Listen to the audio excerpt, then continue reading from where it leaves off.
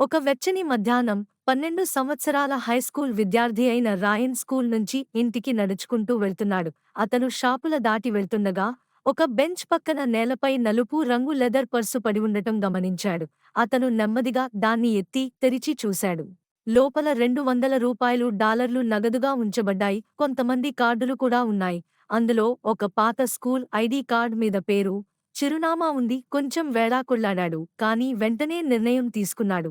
ఇది తిరిగి ఇవ్వాలి. ఆ చిరునామా దగ్గరకు వెళ్ళాడు. ఒక చిన్న ఇల్లు కనిపించడంతో తలుపు తట్టాడు. ఒక వృద్ధుడు బయటకు వచ్చాడు. హలో!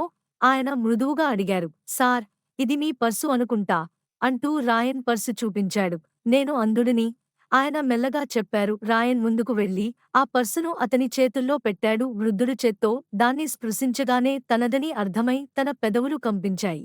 ఇది నష్టపోయి 3 సంవత్సరాలవుతుంది. ఇది తిరిగి ఇచ్చిన మొదటి వ్యక్తివి నీవే అన్నారు. వెంటనే పర్సు నుంచి ఒక $100 తీసి రాయన్ కినించాడు. లేదండి, నేను తీసుకోలేను అన్నాడు రాయన్.